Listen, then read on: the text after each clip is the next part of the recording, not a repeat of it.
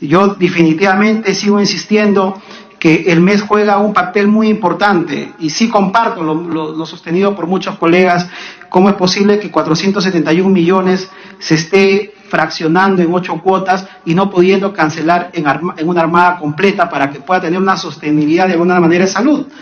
¿Qué está pasando con aquellos gobiernos regionales, locales, que realmente le siguen debiendo a salud? De repente en cada ley de presupuesto podemos tener alguna alternativa, como lo han sostenido en aquellos congresistas que me han antecedido.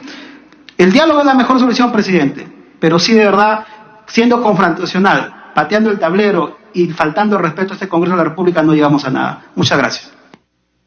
Muchas gracias, congresista. Tiene la palabra el congresista Guillermo Martorell. Gracias, presidente, y saludando a nuestras distinguidas invitadas de esta tarde.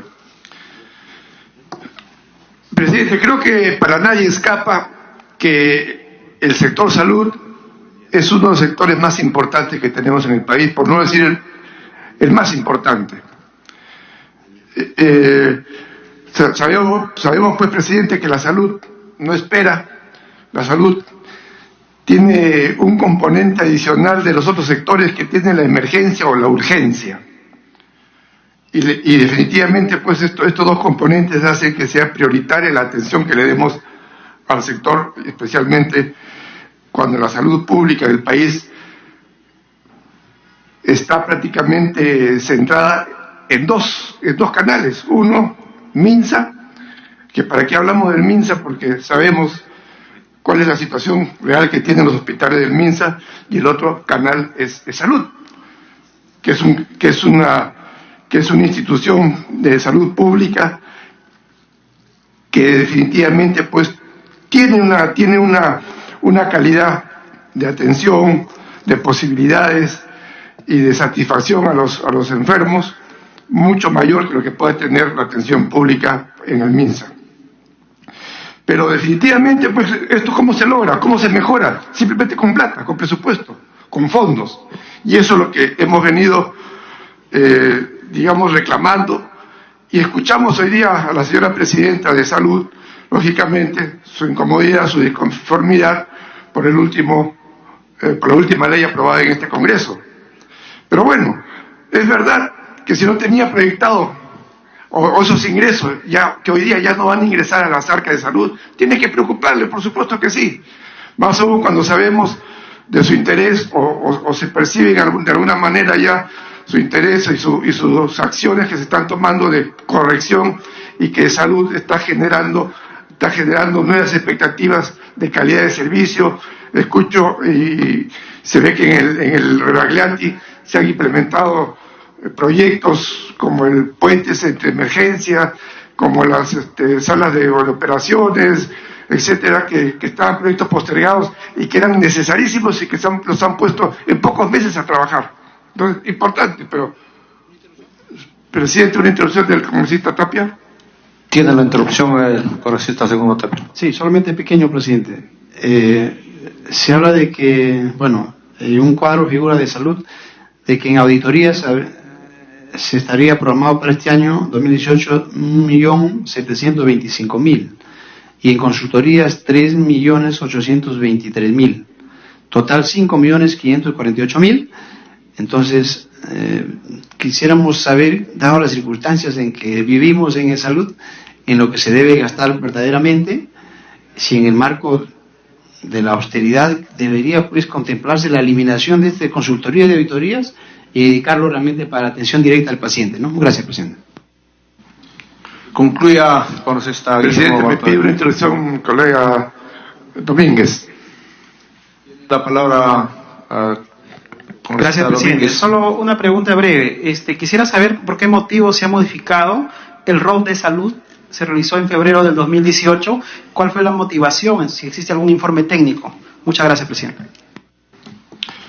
Para que concluya, congresista Guillermo Martorell. Sí, presidente, voy a ser preciso. Decía que definitivamente se está viendo acciones importantes y lógicamente se entiende que a la señora presidenta le preocupe cuando los fondos empiezan, a ser recortados. Pero también debemos entender que son derechos de los trabajadores justamente el proyecto por el cual se ha sido emanado este Congreso. Pero, finalmente, ¿qué tenemos que hacer? Ver de qué manera a salud se le dota de recursos. Y eso es la gran preocupación que debemos tener y el compromiso que debemos tener principalmente de esta Comisión y de este Congreso para legislar, para reglamentar, para legislar y para normar situaciones que ayuden en salud a tener los fondos necesarios para hacer la labor que entendemos está enmarcada esta nueva gestión. Yo quiero hacer algunas preguntas solamente en el sentido, y todos lo vemos, presidente, son 3.800 millones de soles que hay en cuentas por cobrar. Ahí están los fondos. Entonces, ¿qué estamos haciendo para que esto se logre? Yo estoy repitiendo de alguna manera lo que ya mis colegas han dicho anticipadamente, refiriéndose a lo que es las cobranzas. Pero en todo caso, yo preguntaría a la señora Claudia Suárez de SUNAT, ¿no? que preguntarle por qué no se inician las acciones correspondientes para la cobranza de las deudas, tanto en el sector público como en el sector privado. Yo sé que en el sector privado, al primer mes que no hay que pagar, se le llega la notificación, no paga, y al segundo mes se le cortan las prestaciones. Y lógicamente, los empleados de esa empresa o de ese negocio inmediatamente se va contra el dueño, y el dueño tiene que pagarle la salud social si no hay huelgas y problemas. Pero en todo caso yo pregunto, el mismo trato, la verdad que no lo sé, y corríjame si estoy equivocado, y creo que no es así, que el mismo trato no es para el sector público. Porque en el sector público siguen adeudando y se incrementan todos los meses y no pasa nada, porque no se emplea el mismo trato para el sector público que emplea el sector privado. A ver si vemos las municipalidades, los gobiernos regionales, los gobiernos locales, etcétera, o instituciones públicas, el dato que les corten las prestaciones, va a haber miles también de asegurados que se ven desprotegidos y que van a ir a reclamarle a quien corresponda. Entonces, hagamos una, y yo creo que para mí es una sugerencia, presidente, que se debería tomar en cuenta para poder actuar, y si no está la norma, que salga de este Congreso para que así sea, si es que es parte del Congreso o es parte del Ejecutivo, no sé, de las acciones propias. Y por otro lado, preguntarle a la señora Sotelo, no si es que el MEF está transfiriendo a salud todas las retenciones que hacen los trabajadores, el 100% de las retenciones que se hacen a los trabajadores públicos o privados se están transfiriendo a salud. Porque tengo entendido, y no sé, también corríjame si estoy equivocado, tengo entendido que FONAFE obliga a salud a tener balances en superávit, y eso genera, digamos, también fondeo de recursos que podrían ser empleados en infraestructura hospitalaria, etcétera, etcétera, etcétera. Solamente, presidente, para decirles que creo que desde esta comisión y desde este Congreso debemos apoyar de la manera más efectiva a salud, porque salud, como repito, presidente, es la institución que está prestando, por lo menos, y se ve la intención que así va a ser en el futuro, está prestando una atención o intentando prestar una atención de calidad a los asegurados, a los miles de peruanos que están, digamos, acudiendo al sector público para ver su salud. Gracias, presidente. Muchas gracias, señor congresista Guillermo Martorell. Yo quería participar, pero ya no voy a participar. Más bien, esta comisión va a tener prioritariamente vamos a tratar entidad que es seguridad social, ¿no? Porque yo creo que después de las exposiciones tenemos bastante ya, ¿no?, información. Creo que hay un proyecto de ley, hay varios proyectos de ley que están presentando. Vamos a apoyar en ese sentido. Y también a las señoras invitadas a señalarles de que hay que contestar solamente a los congresistas que están acá, y también de manera más precisa ya estamos más de 3 horas trabajando. Ya, por favor, tiene la palabra a la señora viceministra de Hacienda, Abete Sotelo Bazán. Sí, muchas gracias. Empezando por la última pregunta del congresista. Las retenciones de los aportes a salud las hace la SUNAT, no el MEF. Y por lo tanto, quien transfiere a las cuentas de salud es directamente la SUNAT.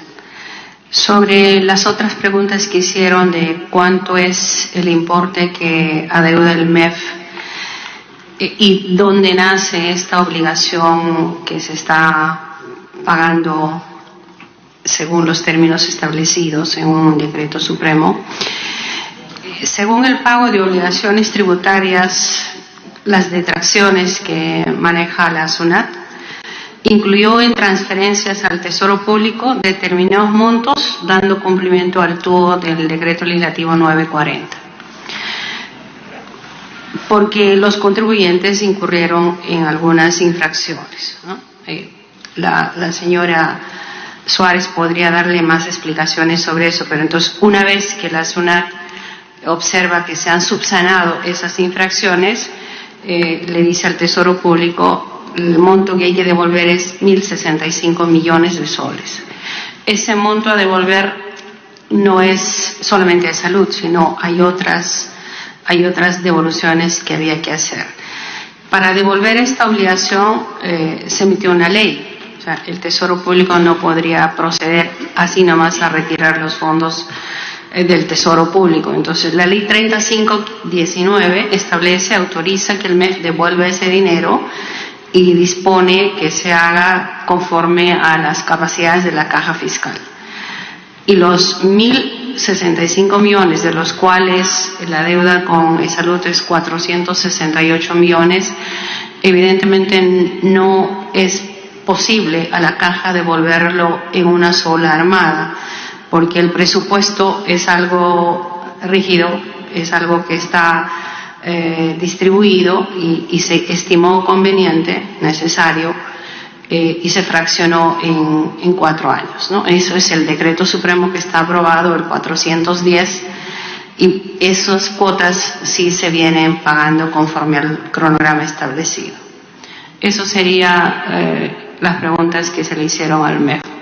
Muchas gracias, señora vicepresidenta, viceministra del MEF. Le damos uso la palabra a la señora Claudia Suárez Gutiérrez para que haga las respuestas. Muchas gracias, presidente. A SUNAT básicamente se nos ha preguntado sobre 2 aspectos: qué es lo que estamos haciendo para cobrar, qué acciones aplicamos, por qué existe este pasivo antiguo, y también se nos ha preguntado, aunque ya lo respondió la viceministra, sobre el saldo de la cuenta de detracciones sobre 470 millones. Entonces, a ver, para comentarles, SUNAT es encargada de la recaudación de los aportes de salud y todos los meses SUNAT recauda aproximadamente 900 millones de soles que son transferidos directamente a salud. Sobre ese dinero no hay ningún cuestionamiento, no hay ningún, digamos, retención o que el dinero se quede estancado en alguna parte. ¿Ok? Lo que ocurre, y esto hay que tenerlo en cuenta, y aquí hay que hablar un poco de las acciones que hace la Administración Tributaria, es que los contribuyentes y los aportantes todos los meses presentan sus declaraciones indicando cuánto es lo que deben, pero no pagan el 100% de lo que deben. ¿Ok? La tasa de morosidad, digamos, la parte que los contribuyentes dejan de pagar en total es 17.3%. O sea, de 100 soles que se pagan, 100 soles, que se declaran, hay 17.3 que el contribuyente de inmediato no paga. La Administración Tributaria lo que hace en ese momento es iniciar todas las acciones de cobranza que corresponden. Como bien nos dijo el congresista Martorell, se inician en algunos casos inductivas, cuando no responden se emiten las órdenes de pago y se inician las acciones de cobranza. Eso hace que al mes siguiente ese 17.3 que ha dejado de pagar baje a 2.6%. Luego que vence el mes siguiente se inician las acciones de cobranza coactiva que ya son más fuertes, que tienen que ver con medidas de embargo. Y entonces ese 2.6% termina en la mayoría de meses bajando al 0.5%. ¿Ok? Esa es la gestión, digamos, de la deuda corriente que hace la Administración Tributaria. Producto de eso, se transfieren en salud aproximadamente 900 millones al mes. Ahora, Por mes, sí, porque al año más o menos estamos hablando de una recaudación por aportes, como bien lo mencionó la doctora Molinelli, de 10.000 millones que se recaudan en aportes, ¿ok? Y eso va directo a salud sin ningún problema.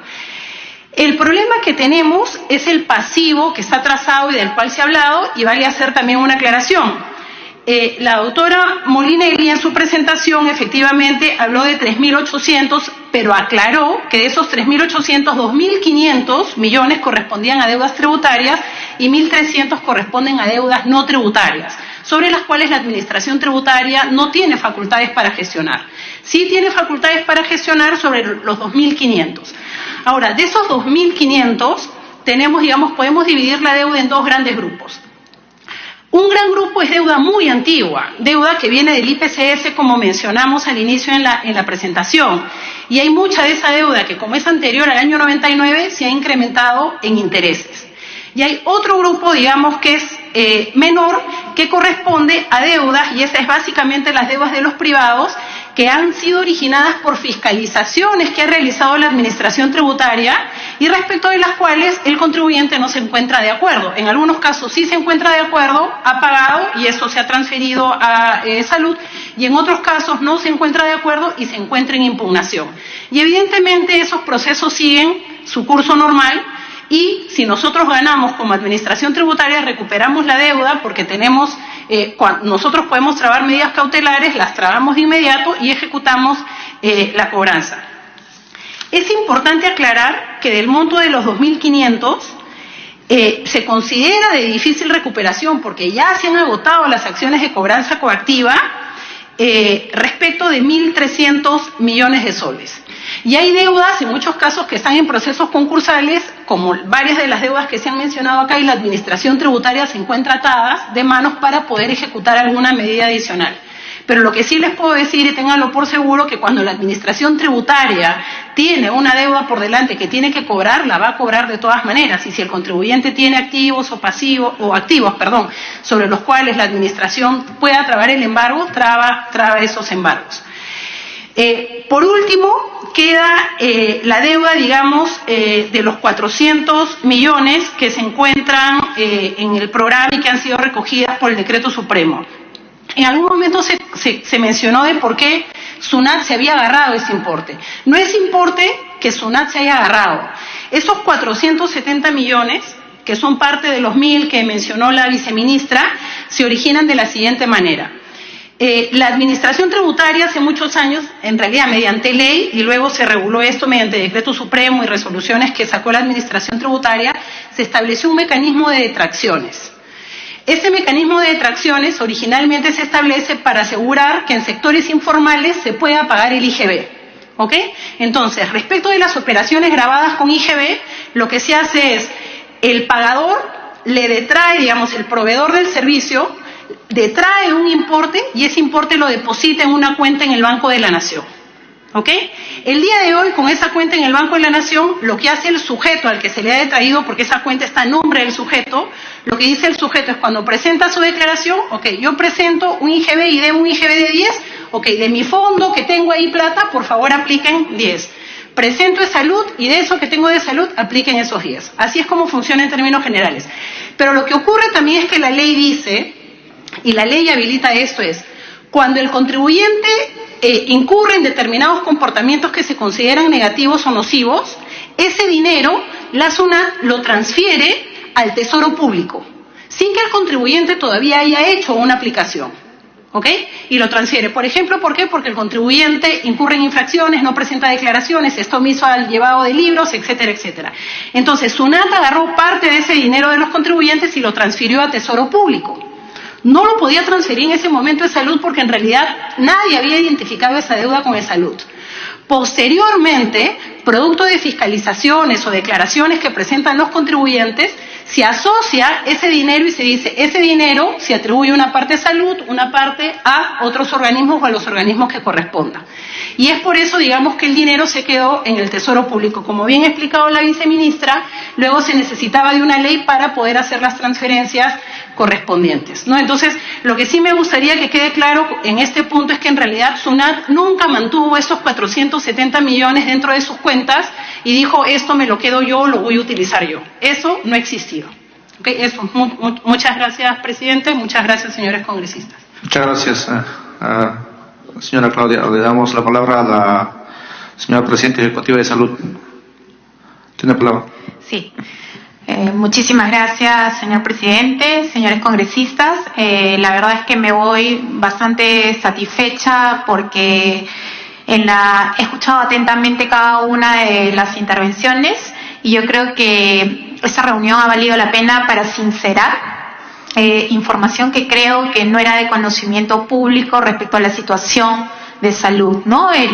Teníamos que tener el mapa de diagnóstico. Yo sé que hay temas complicados que va a haber que sincerar a lo largo del tiempo, pero que requieren poner las cartas sobre la mesa y decir, bueno, señores, esto es un problema que se ha generado en los últimos 20 años, ¿cómo hacemos de ahora en adelante? ¿No? Durante 20 años hemos tenido distintos congresos y lamentablemente esos temas no han sido abordados y me alegra que el día de hoy ustedes, señores congresistas, pongan sobre la mesa este tema y tratemos el tema de la seguridad social con la seriedad que esto se merece. Yo quiero también dejar en claro que en casi 5 meses y medio de gestión hemos hecho realmente bastante. Y hemos hecho bastante no solamente por nuestros trabajadores, porque como vuelvo a repetir, estos son problemas de 20 años. Y en esta gestión, en menos de 3 meses, abordamos el problema de la escala salarial y nos hemos comprometido a pagar un incremento en la escala salarial a los 56.600 trabajadores que tiene salud, sin excepción. Y ahí eso está comprometido en los acuerdos que se han sostenido y que también han requerido revisiones. Todavía tenemos un tema pendiente, pero ya ha tenido una primera revisión por FONAFE y que están caminando y existe ese compromiso. Entonces, lo que vuelvo a repetir son problemas de 20 años que no se pueden resolver porque la torta es la misma. A mí me encantaría que mañana pues me digan hay un incremento en la torta. Acabamos de escuchar a la señora viceministra cómo respecto a la deuda que SUNAT se tiene, acaba de decirlo expresamente que el decreto supremo se mantiene. Entonces, son temas que hay que sincerar, ¿no? Porque lo que no podemos hacer es magia, ¿no? Con lo mismo arreglar los problemas. Yo también me debo a los 11 millones de asegurados y recorro los hospitales. Y lamentablemente he visto hospitales donde yo misma he encontrado a la gente tirada en el suelo, con sus guías, durmiendo sobre cartones, colchones podridos, camas sin ruedas, falta de monitores, falta de tomógrafos, falta de angiógrafos. Todo eso también es parte de la demanda de la seguridad social. ¿Quién la atiende? ¿De dónde sacamos el presupuesto? Siento una enorme impotencia porque todo se reclama al mismo tiempo, pero ¿de dónde sacamos los recursos para solucionarlos? La preocupación también, los 11 millones también necesitan una atención. Y yo creo que ese es el compromiso que tenemos que dejar claro sobre la mesa. El ver cómo hacemos para abordar temas importantes, vuelvo a repetir, SUNAT. Con MEF, si ya se transfirió ese tema no es dinero del Tesoro Público, es dinero de salud. Y entonces tiene que regresar a salud en los tiempos que corresponden. Yo me he comprado la pelea desde el día 1 por los asegurados. Y lo he dicho públicamente, lo he dicho a través de las redes, lo he dicho en mis entrevistas y he dicho, ese dinero hay que recuperarlo. Los 600 millones de la ONP están judicializados. El 2007 terminamos de pagar todas nuestras deudas. Esos 600 millones son 3 hospitales por año que se podrían construir si ese corte se hace ya y la ONP asume el pago de los pensionistas. Y eso está en un proyecto de ley que yo le agradecería, congresista Indira Wilca, en el marco de la transparencia, usted lo solicite a la entidad o al MINTRA, a quienes, digamos, siguiendo los canales formales nos corresponde el proyecto de ley que hemos trabajado, alcanzárselo al órgano al que estamos adscritos, donde se plantean una serie de fórmulas legislativas, como por ejemplo, declárese cumplida la obligación de salud frente a la ONP, establecida en el decreto de urgencia 06798, por tanto, la ONP se tiene que encargar del pago de los pensionistas de salud y de los regímenes 20530 y 18846. Otra fórmula que hemos propuesto, la traje aquí, lamentablemente tuve que cortar mi presentación, hemos hecho nuestra tarea, ¿no? Dispóngase que el MEF transfiera directamente a salud el presupuesto destinado al pago del concepto de aporte por afiliación del Seguro Social de Salud a la planilla que corresponden a los gobiernos locales y regionales. Vuelvo a decir, ¿para qué transferir a quienes luego nos meten perro muerto? Que venga de frente a la Seguridad Social. Entonces, esa es una forma de ahorrar, justamente que se vayan incrementando las deudas. Presidenta, le pide una pregunta solamente para puntualizar sobre un tema que creo que es muy importante y le compete al Parlamento además. Sobre ese proyecto de ley que usted nos comenta, ese proyecto de ley ya se ingresó, no me queda claro en lo que usted... nosotros si hemos... termino la pregunta y sí. Si ya se ingresó o está en etapa de evaluación a nivel de Consejo de Ministros o a nivel del Consejo de Coordinación Viceministerial, en todo caso para que nos conteste, y también le hicimos esa pregunta a la señora representante del MEF, porque entiendo que esto lo evalúa a nivel de Consejo de Ministros y nos gustaría saber por eso en qué etapa está de revisión el proyecto o si ya lo presentaron, en todo caso para que nos proporcione el número del mismo. Gracias. Continúa. Sí, a través de la presidencia le respondo a la congresista Indira Wilca, el proyecto de ley, yo lo vine conversando con los parlamentarios que me visitaron, yo he recibido casi 80 congresistas en mi oficina, pero además el proyecto de ley, como corresponde, lo hemos elevado al Ministerio de Trabajo. Ellos tienen una copia de la iniciativa y está dentro del marco ya del MITRA, que le corresponde, digamos, darle el camino que sigue, ¿no? Que es elevarlo a Consejo de Viceministros, ¿no? Para discusión. Luego, también se propone, dispónganse que los pliegos de los gobiernos regionales y locales destinen, o sea, sobre los saldos de los balances que podamos cobrar, sobre los saldos de los balances de los gobiernos locales y de los gobiernos regionales, la deuda que nos tienen pendiente y que ustedes han visto que en el caso del sector público la podemos recuperar. Se sacó un decreto legislativo en diciembre del 2016 que estuvo vigente durante todo el 2017, que ha permitido que se acojan 338 millones de soles, o sea, 590 municipios por una suma de 338 millones. Hay municipios que se han declarado rebeldes, que no se han acogido. Yo creo que ahora, después de esta sensibilización, corresponde una nueva iniciativa legislativa para invitar también a acogerse nuevamente, porque tuvo un resultado parcial. Yo creo que hay que seguir insistiendo en volver a invitar a que se acojan a deuda. Y sobre la deuda no tributaria, ni bien ingresamos en la gestión, sacamos una directiva invitando el fraccionamiento de las entidades. Con eso hemos recuperado alrededor, o hay compromisos, porque tenemos que ver que a lo largo del tiempo se paguen, por alrededor de 90 millones, tanto público como privado, deuda no tributaria. Respecto a, como ustedes saben, el esfuerzo es enorme. Hemos construido un puente que estaba postergado años y que estaba valorizado en 7 millones, lo hemos sacado en 360.000 soles. Es un puente que nos permite salvar vidas, que nos permite recortar tiempos y que con eso vamos a poder integrar también la antigua emergencia con la nueva emergencia. Hemos abierto una antigua emergencia que estaba cerrada y que no estaba siendo utilizada, con 110 camas. Y eso también ha sido importante y con un bajísimo presupuesto. Así, recuperando zonas administrativas de hospitales por áreas asistenciales, hemos proyectado para este año y el siguiente recuperar 1.205 camas de casi 5.000 camas que existe de brecha de déficit en la seguridad social. Y eso también tiene que ir acompañado de recursos humanos. Lamentablemente, vuelvo a repetir lo mismo, la torta es la misma. Y tenemos una directiva del Consejo Directivo de Salud que no permite contratar ahorita más personal, o sea, todo está congelado, ¿no? Entonces no podemos contratar más personal porque obviamente no hay más presupuesto. Dependemos de FONAFE. Me preguntaba la congresista Salazar ¿Por qué las reservas técnicas no se aprueban? No, el trámite ya está, depende del FONAFE y de la aprobación que éste dé al respecto.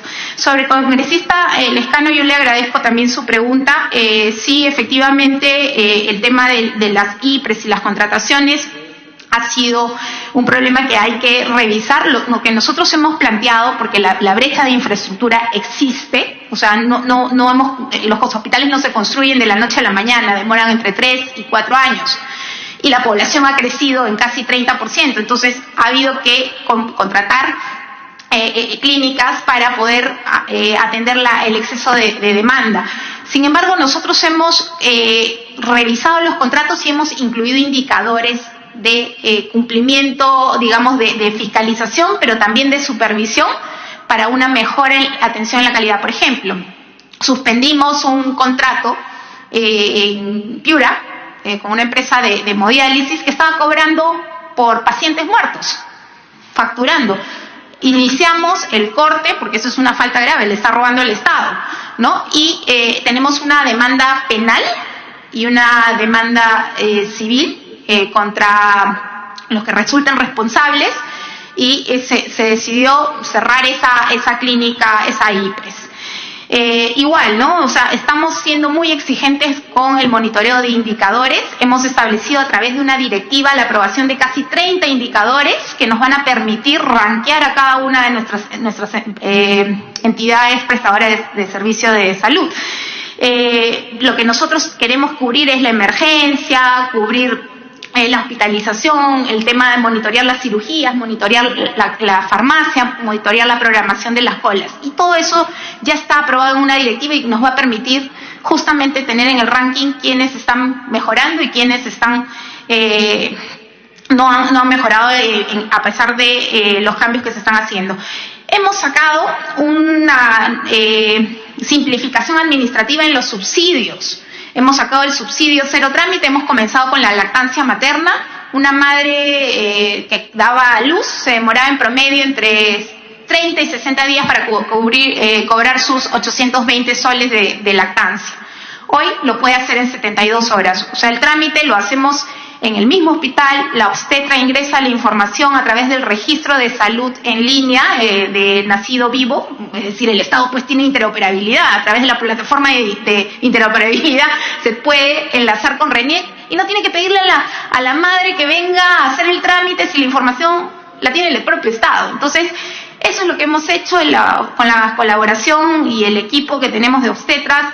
Hemos llegado a esta propuesta de simplificación y en 72 horas ya nuestras madres están cobrando su derecho de lactancia de 820 soles. Y lo mismo queremos hacer para noviembre, nos estamos comprometiendo a simplificar el trámite de maternidad, de sepelio y de incapacidad temporal.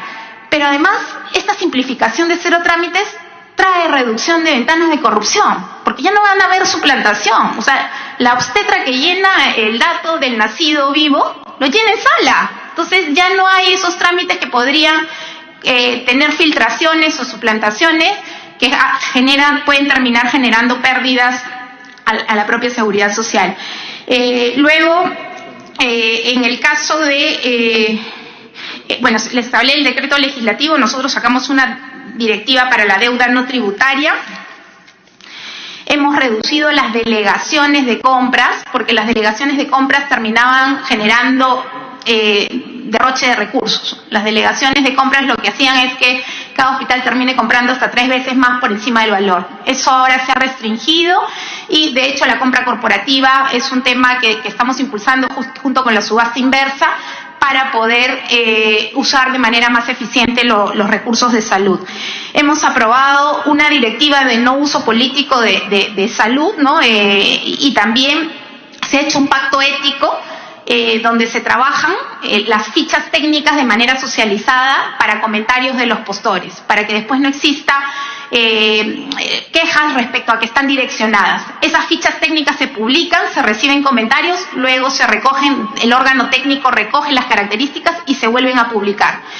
Esto debería estar dentro de un pacto ético de respeto y deberían ir en correspondencia con las bases, es decir, deberían ser de cumplimiento obligatorio, evitar las impugnaciones sucesivas que hacen que los procesos se caigan, Porque lo anecdótico es, se saca un producto, se cotizan las empresas, a la hora que lo sacas a concurso no se presentan. Y entonces terminan, pero sí aparecen vendiéndolo directamente. Y eso tenemos que acabarlo, y por eso estamos sacando estos pactos éticos de fichas técnicas que nos permiten llegar a acuerdos de respeto a los requerimientos técnicos que se formulan con total transparencia para mejorar los procesos de compras. Se ha sacado en telemedicina el día de hoy, hemos presentado la detección precoz del cáncer pediátrico a través de un sistema de monitoreo a través de nuestro departamento de telemedicina. La parte preventiva y la atención precoz ayuda a salvar vidas. La prestación a través del servicio de telemedicina en zonas rurales.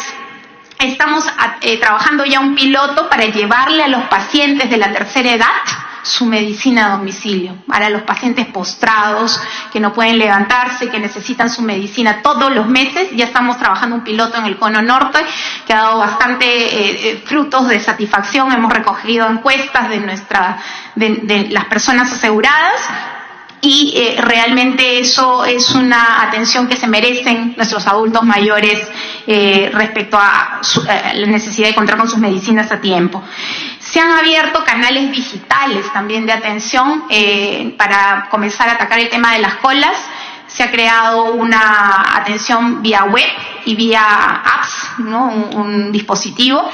Lo que pasa es que estos canales tienen que ir acompañados de una mejor programación, es decir, estamos convenciendo a nuestros médicos para que nos ayuden a seguir mejorando la cobertura del tercer turno, porque ellos tienen la posibilidad de acceder a un tercer turno, digamos, a través del beneficio de las horas extras, o elegir, digamos, o algunos prefieren irse a sus clínicas o a sus centros privados. Entonces, eso no lo podemos obligar, estamos sensibilizando.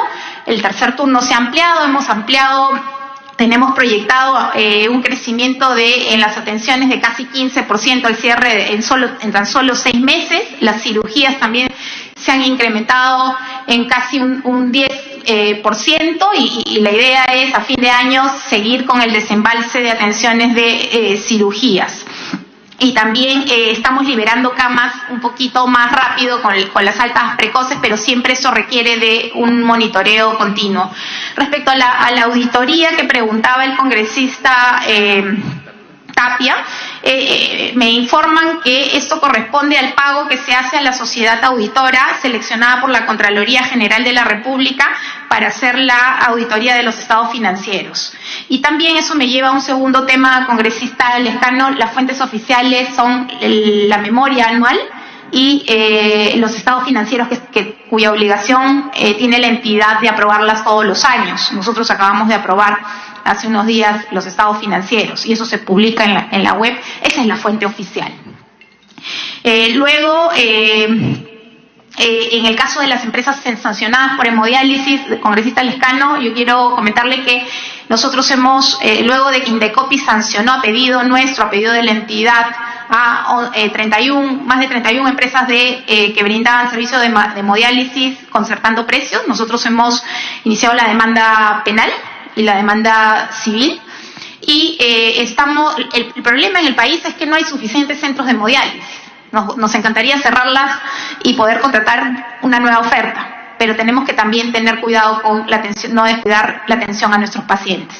Y lo que he indicado y lo que he pedido es construir un registro público de empresas que además han sido supervisadas por su salud y que están verificadas y aptas para poder brindar el servicio de hemodiálisis. Ese registro debe ser transparente. Y al mismo tiempo ir haciéndole una encuesta a nuestros pacientes que reciben el servicio de hemodiálisis para ver respecto a ese registro cuáles les resulta digamos más cercano, cuáles digamos no les genera mayor inconveniente en cuanto a horarios de atención, para ir calzando la oferta con la demanda, ¿no? Este es un trabajo que hay que hacerlo finamente sin dejar de atender a nuestros asegurados.